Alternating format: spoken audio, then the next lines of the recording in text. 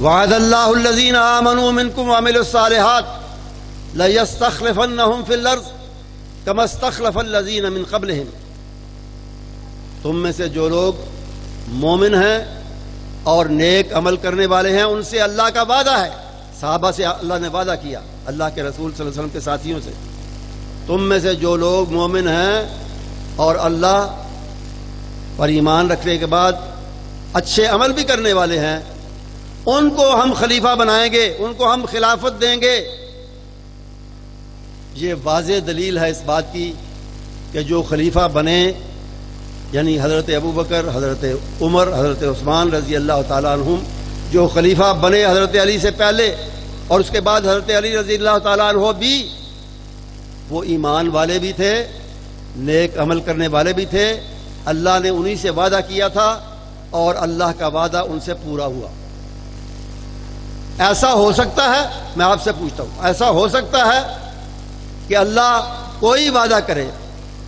اللہ کسی سے کوئی وعدہ کرے اور پھر وہ وعدہ پورا نہ ہو؟ ہم اور آپ تو ایسا کر سکتے ہیں، اللہ ایسا نہیں کرتا۔ ان اللہ لا یخلف المیعاد، اللہ اپنے وعدے کی کبھی خلاف ورزی نہیں کرتا، نہ اس نے کبھی کی ہے، نہ وہ کرتا ہے اور نہ کرے گا۔ تو اللہ کا وعدہ پورا ہوا، جو خلافت جن کو ملی وہی اس آیت سے ثابت ہوتا ہے، پتہ چلتا ہے کہ وہی ایمان والے بھی ہیں، نیک عمل کرنے والے بھی ہیں، اور برحق خلیفہ اور بلا فصل خلیفہ بھی وہی ہیں۔ تو ان دونوں آیتوں سے جو فائدہ شیعہ علماء حاصل کرنا چاہتے ہیں وہ کبھی انہیں نہیں مل سکتا۔ آیتیں واضح ہیں اس مضمون پہ کہ اللہ نے جن کو خلافت دی، آپ کو پتہ ہے ابھی مولانا ذکر کر رہے تھے مجھ سے پہلے، آپ کو پتہ ہے کہ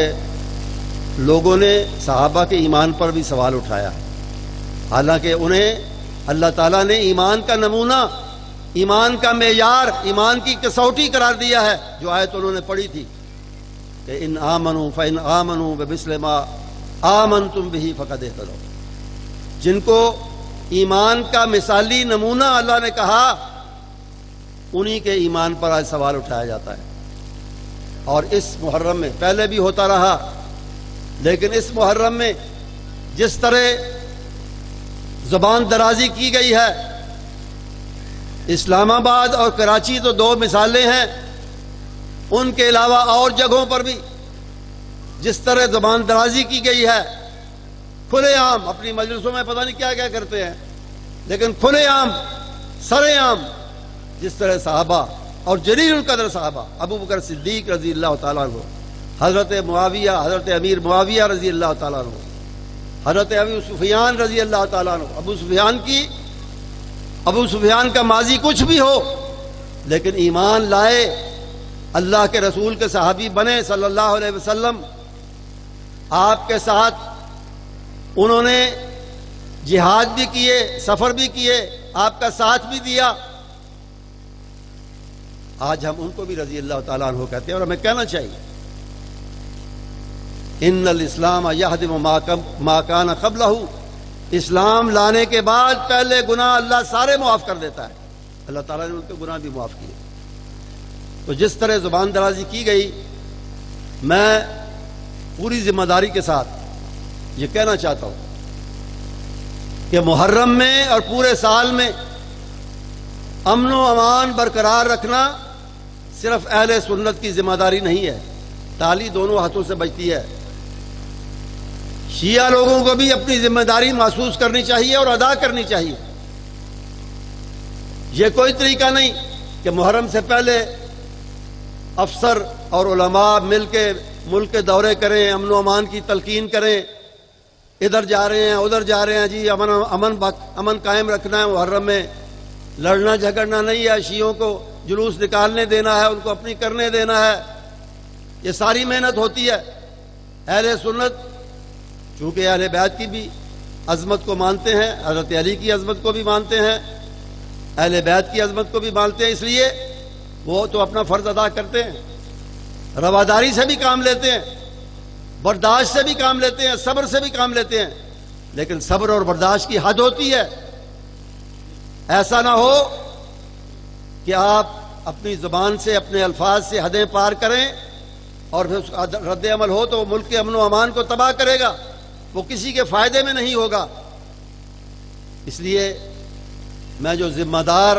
لوگ ہیں شیعہ طبقے میں، ان سے کہتا ہوں، ان سے بھی کہتا ہوں، حکومت کی ذمہ داری تو اپنی ہے، لیکن ان سے بھی کہتا ہوں کہ وہ اپنے اندر موجود کاری بھیڑوں کو باہر نکالیں، ان کو قانون کے خود حوالے کریں۔ وہ لوگ جو زبان درازی کرتے ہیں صحابہ کے خلاف، ان کو خود قانون کے حوالے کریں، اور قانون کو بھی صحیح معنوں میں حرکت کے اندر آنا چاہیے۔ یہ کوئی طریقہ نہیں کہ جو دفعہ لگے وہ اہل سنت پر لگے۔ کئی اہل سنت علماء پر پرچے ہو چکے ہیں، انہوں نے کیا کیا؟ انہوں نے توہین کی حضرت علی کی، یا اہل بیت کی، یا حضرت حسین اور حضرت حسن کی، یا کسی کی اہل بیت میں سے نہیں کی توہین، صرف یہ کہ صحابہ کی شان اور عظمت بیان کی، اور اس حوالے سے اس سے کچھ الفاظ اگر ایسے ادا ہو گئے، اس پر پرچے ہوئے، مقدمے قائم ہوئے۔ لیکن شیعہ ذاکر باز جو ہیں، جو جس طرح آج اس محرم میں انہوں نے کیا، کراچی میں، اسلام آباد میں، دوسری جگہوں میں، اس طرح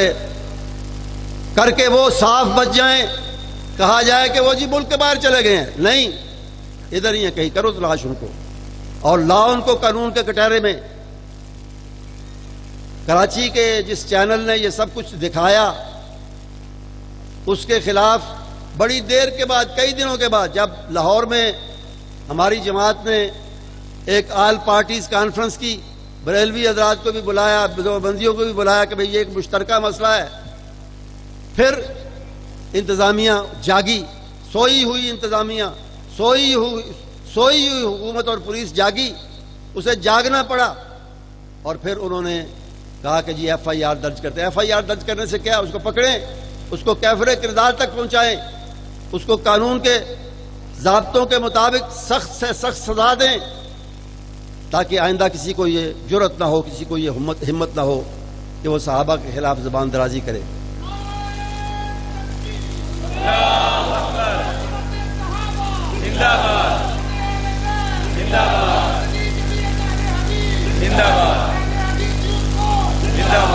زبان درازی کرنے سے،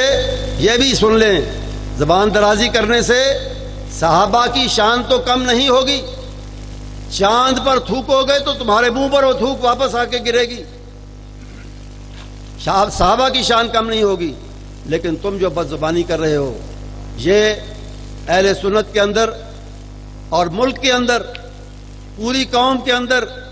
آگ لگانے کی ناپاک کوشش ہے، ناپاک جسارت ہے، جس کو کسی قیمت پہ برداشت نہیں کیا جائے گا۔ اس حکومت میں، اس دور میں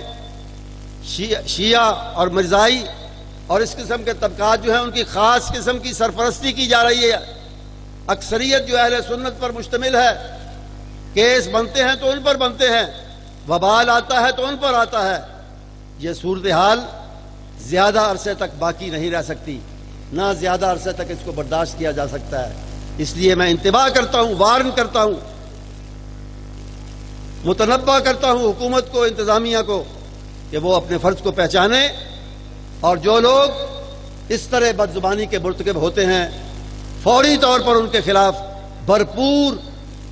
ایکشن لیا جائے، ان کو ان کے کیے کی سزا دی جائے، انہیں نمونہ عبرت بنایا جائے، تاکہ آئندہ کسی کو یہ جرأت نہ ہو۔ وآخر دعوانا الحمدللہ رب العالمین۔